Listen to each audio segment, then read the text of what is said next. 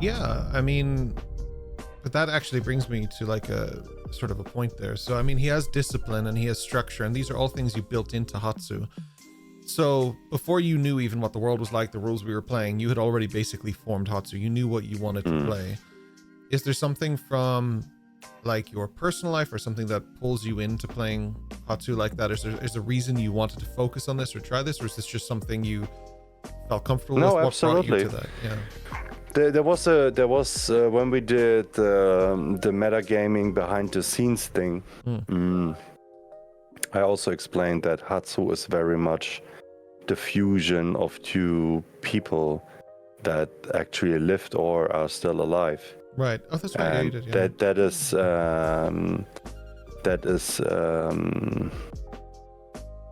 that is an important part, because this is my way to honor these two men and also honor their teachings, and a way to try to get some of their philosophies, to keep them alive. Even if it seems to be fictional, a lot of stuff that Hatsu is about and his ideals and how he approaches things is not fictional. It's just a fictional character in that sense. Yeah. But the things that he comes with are from reality, right? So most of the stuff is like basically one-to-one, if that makes sense. So I really tried, it was my idea from the beginning to build, of course, some of the stuff that he's doing might be fictional, but on a broader picture, if you would knew these two persons, you would very much see them in Hatsu, for sure. Yeah, you definitely and that broke was my down. approach. Yeah, more in the thing as well. Yeah, absolutely. And is that, so that's something, like, obviously you approach the Hatsu with like utmost respect. Like, that's very, very clear. I've had that compliment given to you from other people in chat and everything, like, all the time. And discussions with people behind the scenes and stuff, that like, obviously you approach Hatsu with a great deal of respect for the culture that he's based on.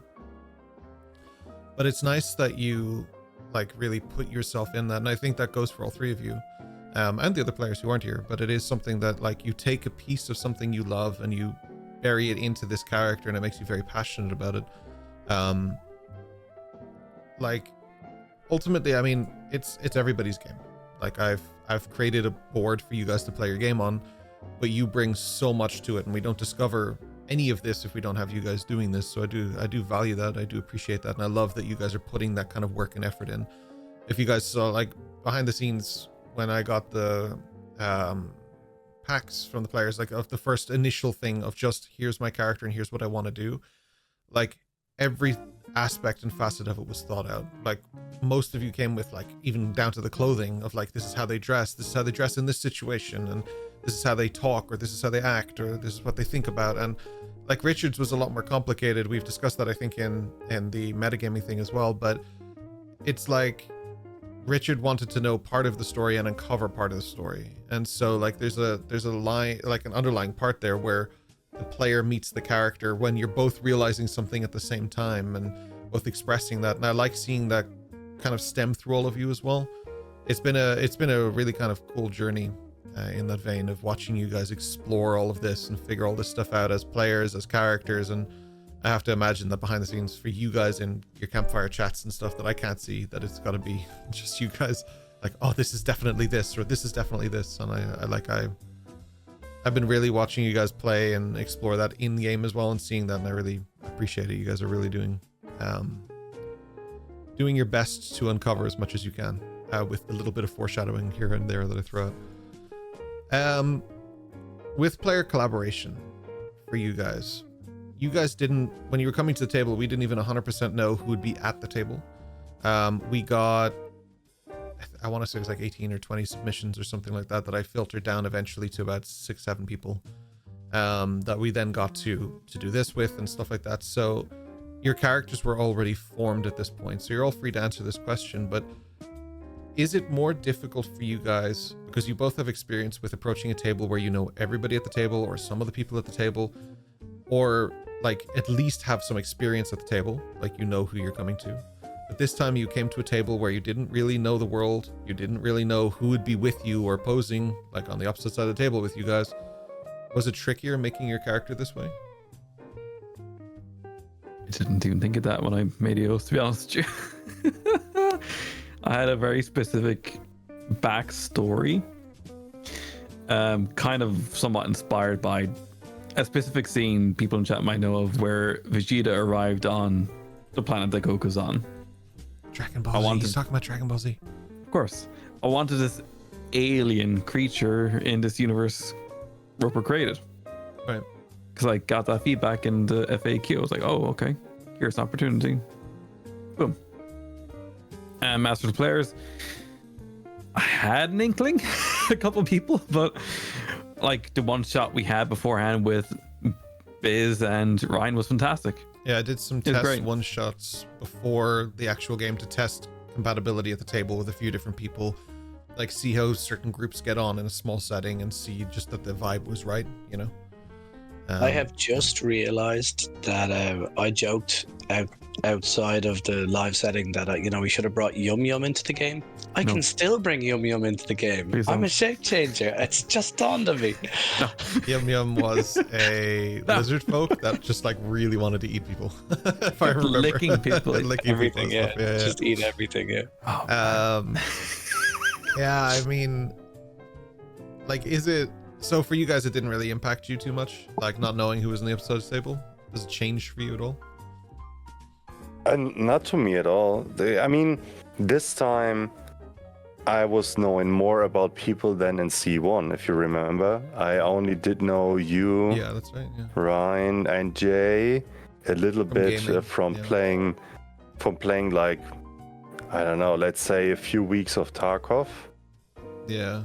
But we didn't know each other at all that good. So yeah, we were actually like this kind of time- new friends, and I was like, "Hey, want to play D&D?" And you're like, "Okay." Yeah, because you were all hyped about it, and you did a shit ton of prep to do your first campaign and stuff, and I was like, yeah, I love fucking role-playing games, so why not? I've never played it. And then it dragged me really, really much to it. Yeah, you went crazy. So, but- like you developed your character level 20 super quick, as in like you just planned the path out because you just loved reading about it, which was something very unique. I hadn't seen that before. Yeah. Let's say I didn't sleep a lot for like I remember. 4 weeks or something. I remember. That was probably the most we Yeah. talked as well, because every day there was a lot of back and forth about like character stuff and build up as well. There was a lot. Yeah, it was cool. But I think this time, like, usually I don't write characters towards a group. I feel like a character should always feel unique. A character should always evolve from a creative process within yourself, no matter what the setting is. I think this is the most healthy way to play a long-term a long-term campaign. And it would work really, really good for me in the first campaign. I felt very good about the character from start to finish, how the character evolved. And the character that I wrote the first campaign, he changed a fucking lot. He changed a lot. Hey, But well, you it was part of his backstory. So I like to approach it that way. And yeah, you make adjustments here and there, like depending on how the party reacts. But I feel every play style should have a place at the table, without other people getting mad at it. And for that reason, I didn't felt the necessity to try to change it in a way so I would think that it would work better, if that makes sense. Yeah, that's a good For answer. me, it was a similar process. Like I made the character, as we all did, in isolation because we didn't know anyone else was making. But I think it stems from making a character that you want to play rather than make something that you think will work, because ultimately you might not enjoy playing it. So if you start with an idea, a concept, I mean, Rory was talking about the Dragon Ball Z idea that, got you hyped. If you can find a concept, an idea, something that you enjoy, something that gives you that excitement, energy, focus, whatever it is, once you find that, then you can build with that. And about building a character you enjoy, lean into whatever draws you, whatever type of character you think would be fun or interesting to play, and then from there all the facets go onto that. I mean, it's like Lego blocks. The more blocks you put in, the quicker the following blocks go in, until all of a sudden you look at it and go, wow, didn't realize that's what I was building, but this is what it is now. That's a really good way of looking at it. You're absolutely right. One at a time. Yeah, that's how I did it anyway, for sure. Just focused on what I would enjoy, and then towards the end you could look back and maybe make a tiny tweak or fill in a tiny gap, but overall you've got the skeleton.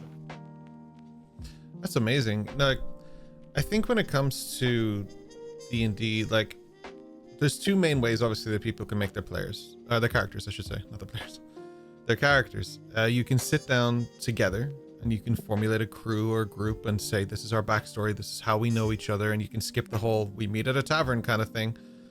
Or you can go in the other direction, which is like what we did, which is completely blind. None of you knew anything about the others until you walked in. And I honestly, for me, that was a really cool, almost social experiment, watching you guys like explore not just the world, but your own character, and still trying to find a footing in it where you're discovering about the other characters as well. It's just like, I don't know. I think that this is how I would probably approach a lot of my campaigns in the future. I really like this approach to keep you guys fresh. And like, if there's some crossover, like two people want to come in at the same time, then maybe, we can sync up some stories and stuff. But I think, I really think that that's a nice thing. And you guys have really flourished with it too. And these campfires wouldn't be as significant if we hadn't kept it that way. I think the fact that you guys go so heavy into RP is because you don't know. It makes the player and the character equally as invested, which is a really nice thing. Well, we're sharing in real time because it hasn't been shared before, so yeah. Absolutely. I remember watching the rerun a couple weeks ago of session technically 0, where we all come off the boat, and sitting there on my laptop just watching everyone else's reactions to each of us in character. The way Majorana was looking at her shoes and all studying her the way we were, and Eos was there, little heels hanging onto her horse going, what the where am I? And then you had Hatsu coming off beautifully respectedly, and Slate coming off tired, and then you had Wes and Dash with the accent and the suit. It was such an upheaval of completely different characters from different parts of this crazy world. Absolutely, yeah. Like, I mean, the big thing, I think, I don't know if you remember, but I think it was session 1 almost. Dash, when he got off the cart, he was really overwhelmed by the different things he was seeing, because he came from Poplar, he hadn't seen them. But Eos was something he was overwhelmed by. His warm-up to Eos was quite quick, but I thought that was really unique, because he didn't even know what Eos looked like until we started discussing pictures and showing what you guys look like and stuff. There wasn't even that level of it, and I thought that was a really unique take on it. Ultimately, I suppose kind of my last sort of wind down question, bringing it back around to where we even started with all of this.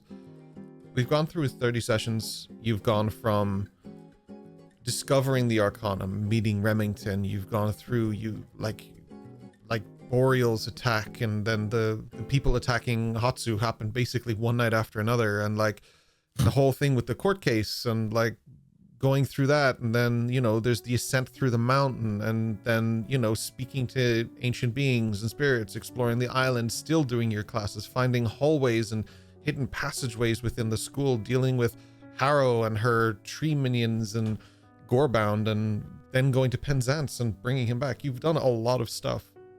And at the moment at the moment your current arc, like, you're going from town to town on a real D&D quintessential adventure. You have a map laid out, you know where you're going from path to path, and you're discovering things as you go. So my last question is for all of you, but it goes to the future, not the past. Is there something that you guys are trying to, like, say, let's say Slate, for example, is there something that Slate is trying to get from this part of leg of the adventure? Slate approached all of this with trepidation. He didn't even want to go to the Arcanum. And now he's a part of an adventuring party. He's out there. He's doing something that normally third years don't get to do. Like, for taking Slate as an example, and I'll come to each of you, is there something that Slate's trying to get from this specifically, without delving too deep into spoilery territory? Yeah, I mean, like, having spent so much time, I suppose, in hiding or on the run, whatever way you want to put it, was a bit of a lonely existence. So first of all, there's that camaraderie, and just there we talked about the first session and off the boat, etc. Yeah. I mean, Slate spent all of his time at the back trying to blend in, but lately he's not trying to blend in. He's just being. He's just there, and sometimes at the forefront. So that's personal development. Whether he knows it or not, that's just happening. So there's that. But then the other side of it is he's lost so much of his memory that he's still trying to figure out who and what he is. And at the same time as having all that personal growth, development, and camaraderie, he's getting snippets of that as a byproduct. And actually, either one is the byproduct of the other. So either way, Slate is winning by being a part of this. So, he will follow this train down the tracks and, see how far it goes, because there's so much going on for him that it's not worth deviating. So for him, it's about just taking it for all it's worth. Same way he took the book with both hands. It's the same thing. That eagerness, that curiosity, and that overwhelming need to know drives everything and always has. So, I mean, but in doing so, it has also opened doors, like the book you said. Like, that has that is almost the key to the door that, like, Slate is exclusively knocking upon. So, like, there is some stuff there that's really interesting that should be, that should be good for him. So I'm excited to see that turnaround for him, that he found his purpose and his reason. What about for, let's say, for Eos? Is there something that you're looking for from all of this, or is this just, Eos just wants to get out in the world and actually see it, and this is an opportunity for that? Partial opportunity. But the reality is Eos wants to find out what she is. She knows her dynasty, her family history. Yeah. What she is interesting, yeah. She doesn't know what she is. No one's told her what she is. Yeah. She was a grape baby. She's a gremlin. Grape baby. Apparently, she was a grape baby, according to her neighbors. That's fair. I mean, that's a good question, and that's a good thing to start going for. There's definitely going to be some things that'll shed some light on the stuff for Eos for sure. Exactly. It's such a great adventure. She's on right now with the gang to find the elixir or something. I can't remember what exactly it was, but this opportunity to go on this crazy Moonbane elixir. Moonbane, that's it. This crazy snowy island with a volcanic history, and after encountering this guy who's wearing fake Arcana robes, who was maybe a fire elemental, maybe not. Could have been freaking Shenron inhabiting a body. Nobody really knows. There's a bounty hunter. There's snow yeti kind of creatures. All this crazy stuff that assumed to be wouldn't exist in this universe exists out in the wilds. Penzance, we thought was going to be this place where witches get hung, but no, there's Dragonmore walking around. He wasn't walking around in normal garb, but yeah, for sure. True. Yeah. There's so much to uncover. So much of it. And it's so cool. And the way you've created this kind of shroud of mystery to the point that we didn't even know who's at the table at session 0. And we showed up at this pier going, all right, school, here we go. Yeah. That was the beauty of session 0, I think, was taking you each 20-minute-ish segments through it, because that was the first time you were all uncovering all of that. And I like that. And for Mr. Hatsu, like, you're disciplined, well trained, you have like a lot going on for you. We've gone over this. What can the world actually give to Mr. Toshitsugu on his adventure? Oh, a lot. I mentioned the chessboard and all the things. Busy's Like favorite part. that's the board you see, but promise there's 2 more boards that you can't see. And Hatsu is doing one side of his story, but there's another side to it that he's also approaching as well, simultaneously. And since we arrived at another major city, there will be a lot more of these other boards that come into play, I think.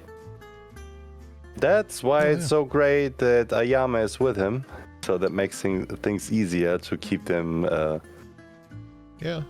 secretly, I think. I've been enjoying that too, having some NPCs there to help you guys on this part of the journey that you can actually rely on to just sort of fill in some of the gaps, because that's to be expected, that players approaching a new world are going to have some questions that maybe even the characters know, but it helps. I can say so much. There's a reason why Hatsu's father has a connection with Remington, and there's also a very specific reason why Hatsu got sent out to the Arcanum. Yeah. That is all part of the other boards that he also has to play on. That's also the reason why some people might be there in school to slay him. Yeah, there's a few things that'll come back for each of you. Like your side stories are not forgotten, although it might be harder to do that while we're on the road. It is something that'll come back to you. There's always going to be threats. Find him. So we have one more question from chat then before we wrap all of this up. Mandela Jane asked, how long does it take to get the how long does it take to work out all of this level of detail for your characters?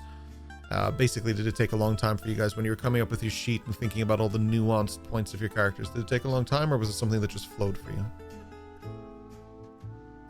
Oh man. EOS. Okay, so EOS originally was a storyboarded, specifically on a storyboard project that I did in second year of animation in college. That took 3 months. Her adaptation for The Wandering Isles took a good solid 2 weeks after that, so nearly 4 months in total from concept to creation. But the finer details were within those 2 final weeks that I had when I got the review back with the FAQ. So the actual concept took much longer. The finite details came to being because I was playing a home game campaign with Roper anyways.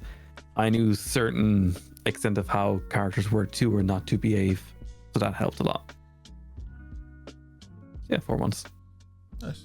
That's a long stride. Yeah, when we were writing like the parts of EOS together to fit into this world specifically, I remember there were a lot of like questions back and forth because you wanted to keep it like, that's what you were saying earlier as well, but you wanted to keep it true to the dynamic that you wanted to build, but also true to the world itself. And you worked a lot and collaborated a lot to make sure that did work with the very finite amount of information I could actually give you. And I'll do it again. What about you, Biz? Yeah, I started to write on Hatsu right when Ken told me that he's gonna write on Wandering Isles, and we shared some ideas and we talked a lot about it. And then I was super hyped and I started to write on Hatsu, and from the start to the finished CV of 32 pages that I did send to Roper, it took me like 6 months. Yeah, you did a lot of work. Like, I love to, because when you see, like when a DM is creating a world, you have to think about a lot of things, like what is in this world, how does that world work, how does the city work, who is in that city, and all that stuff. So I try to put the same effort into my character. So I first thought, like, who is my character? Then I thought about, like, what class would he be within that confinements of the character, what makes the most sense. And then I did write a whole family history. I did a history for him. I did like a philosophical approach where he might want to head to.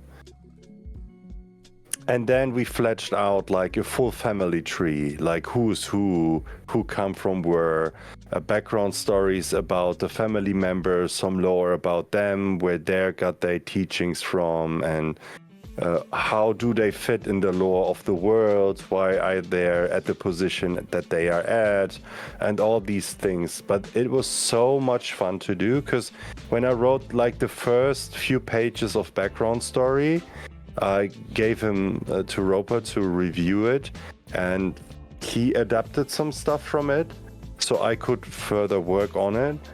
And that was so cool, because then you can really focus. So you have like the framework, and then you can focus on the details, like how does the character actually behave, what does he like, what doesn't he like, what is his own philosophy, why is it that philosophy, how did he approach that? What did he actually learn to come to that conclusion? And if you spend like a lot of time, like as I said, around 6 months, you start to really identify with that characters, because you know so much detail about their very being that you have an easier time to get into that character, because it feels easier for you to feel like the character. Yeah, it makes sense. Yeah, I like that. It's been no, it's been good. I like these catch-ups, these check-ins. It's been quite eye-opening and enlightening. We definitely want to do these kind of things again and try and get some of the other members in as well. We appreciate that a lot of people were hyped for the Wandering House today. We apologize. This is how the dice rolled for us today. But next week we'll do our final episode instead. We just did things a little backwards. No big deal. Next week we'll do our final episode, and we will take our break for Christmas and stuff like that. So we hope that anyone who celebrates the holiday is having a wonderful time, and you're having a good December, and everything's going as planned smoothly. But we will be back next Wednesday. That's the plan anyway. Oh, Slate. Did I just cut you off? Yeah, no, I was just letting you finish. Chat did not let that go. Chat did not let me go there. I apologize. Slate, I thought we had you. I'm so sorry. I thought I started with you. I'm so sorry. No. So for me, it's interesting because of some choices I made. So first of all, it was a lot quicker than the boys. I only took a couple of weeks, maybe 2 weeks or something like that.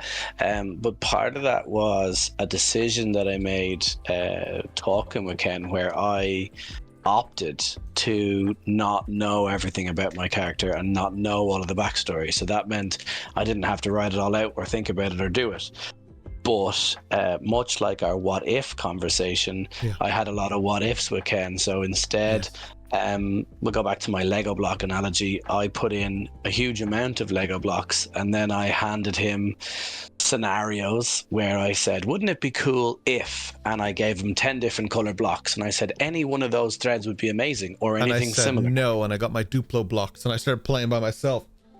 Yeah, so that was that kind of thing. So I came up with the core idea of Slate. I came up with the fundamentals, which allowed me, like Hatsu said, to understand how he thinks, how he is, and what he might do. However, the character was, born out of flexibility and born out of not knowing everything. So everything he does hinges on that.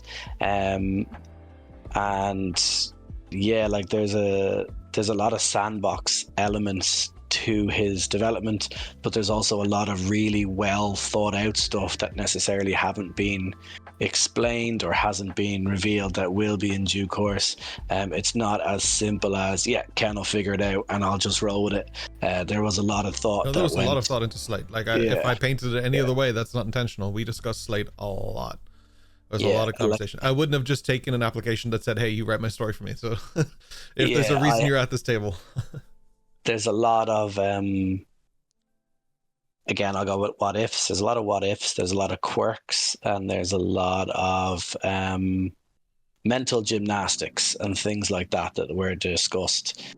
So the character took me couple of weeks just to work out the fundamentals and to build the building blocks that I needed to get started, and then to pose as many questions, what ifs, and get the creative juices flowing with Ken, and to give me an idea of a starting point for particular moments or elements of Slate.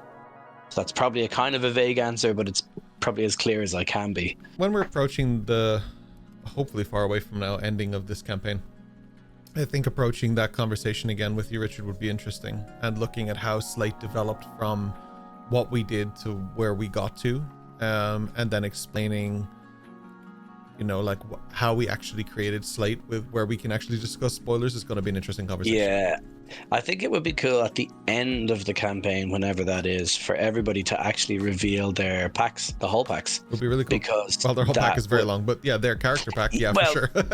Yeah, that's what I mean. 100%. Because that would be great, because it would be, like you're saying there, to be a big debrief, and it would show the arc off screen, or what we thought might have been the arc, or what was, you know, envisaged versus what it was, and then you have the in between, which is the stream and everything else.